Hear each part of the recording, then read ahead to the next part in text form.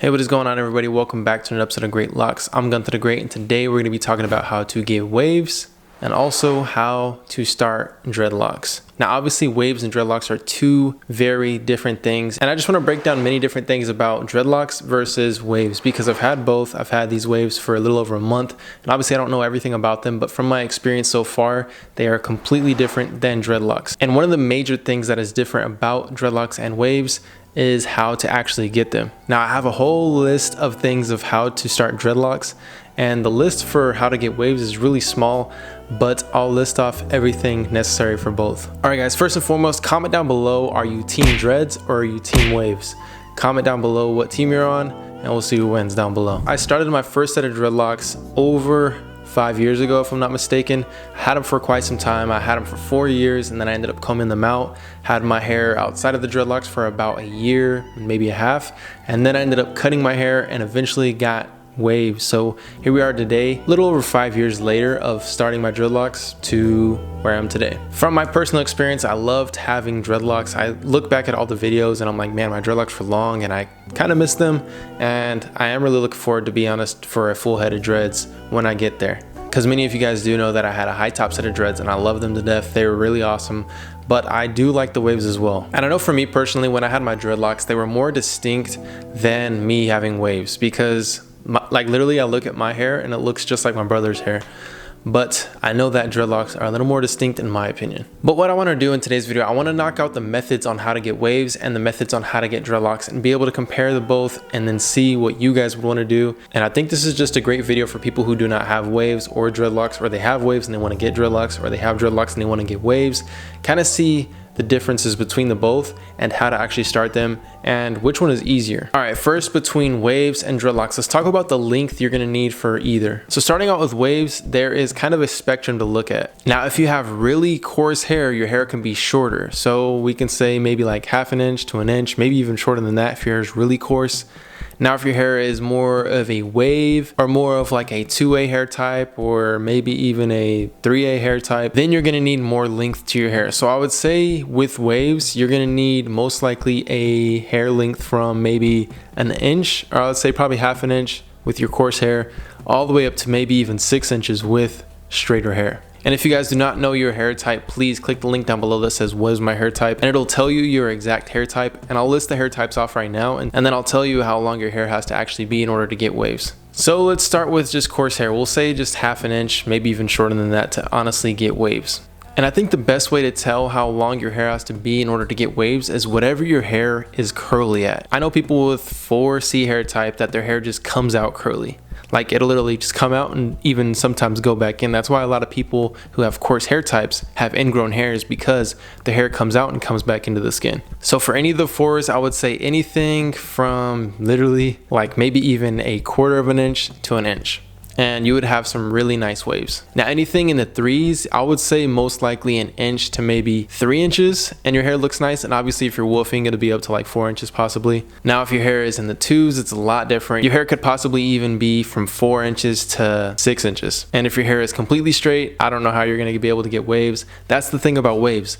Waves has like a cutoff point to where if your hair is straight, you just can't get waves. And I can tell you this, if your hair has some sort of wave to it or some sort of curl, it can get waves. But if it's completely straight, there's just a cutoff point. So you can see the very short spectrum of hair types in order to get waves. You can literally get waves up into the 1. Now, it's a little different with dreadlocks. With dreadlocks, if you have any hair type, you can get dreadlocks. Now, as far as the hair length, you would typically want something from, I would say, 2 to whatever length your hair is. You can have as long as hair as you would like, and you can still get dreadlocks. That's the cool thing about dreadlocks, is no matter what your hair length is, you can have dreadlocks. Now, obviously you want your hair to be a little longer than probably 2. I would say generally you would, like the prime time would be like 4 inches, and anything below that will be a little harder to lock up, and anything longer than that is going to be very easy to lock up. The longer the hair is, the easier it is to lock up. I would say the prime length would probably be 4 to 6 inches. But I will give you a generalized hair length for each hair type. I would say for the 4 hair types, you could definitely have shorter hair. So you could have anywhere between 1 to 2 inches and get dreadlocks with 4 hair type. Now with a 3 hair type, you would definitely want your hair to be about 2 to 4 inches. 2 hair type, 4 to 6 inches. so on and so forth, obviously. All right, guys, the moment you've all been waiting for, let's get on to the methods on how to get waves. So the first method is the very obvious method, and that would be brushing and just laying your hair down with a do-rag. Now, I'm not gonna get into products in this video. I'll most likely do it in a series, so there's gonna be many comparison videos between dreads and waves, just because I've had both, so I'll cover products in another video. But like I said, the first method is going to be brushing and then wearing a do-rag. You see most people doing this one. Method number 2 is a method that you've seen pop up recently, which is the plastic bag method. Now, I'm not sure if it is recent. I know that I've seen it recently, maybe in the past couple years, but it is a method to where you basically wash the hair or put product in your hair and you just have a plastic bag on your hand. Could be a Ziploc bag or whatever plastic bag you have, and you literally just rub in the direction you want your waves to go. So that is the second method. Now the third method is pretty much the same as the first one. It's just washing your hair and then brushing your hair and then putting on a do-rag. This is kind of like an instant wave method that a lot of people do. It's very popular. People love the instant methods. Even when it comes to dreadlocks, which we'll explain that here in a little bit. But all you basically do is wash your hair, brush it, and then put on a do-rag and then let it dry, and then you basically have waves. Now guys, let's get onto this long list of methods for dreadlocks. So first and foremost is the most popular, which is twisting with gel. We see most people do this. This is typically for people that have anything from a 3 hair type and up. Now the second method is a very popular method that popped up quite a while ago. I would say probably 6 years ago.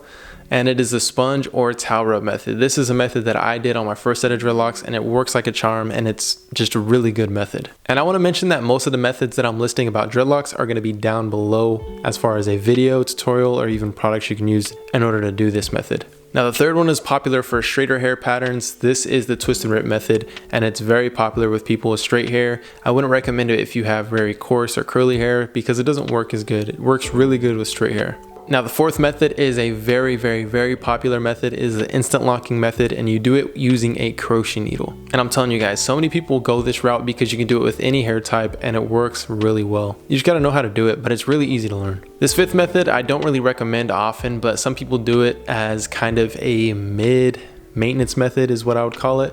It's where you probably do it once during your dreadlocking process and then you just call it quits with it, just because it locks the hair very well, and then you can start going in with other maintenance. And it is the interlocking method, which is essentially just threading the tip of the dreadlock through the roots, and gets done really quickly. It doesn't take as long as doing twisting with gel or any of these other methods. Now the sixth method is the easiest one out of all of them. It is a freeform method. This is the one that trumps waves big time because you can't just leave your hair and then your hair will eventually become wavy, or you get waves from doing nothing.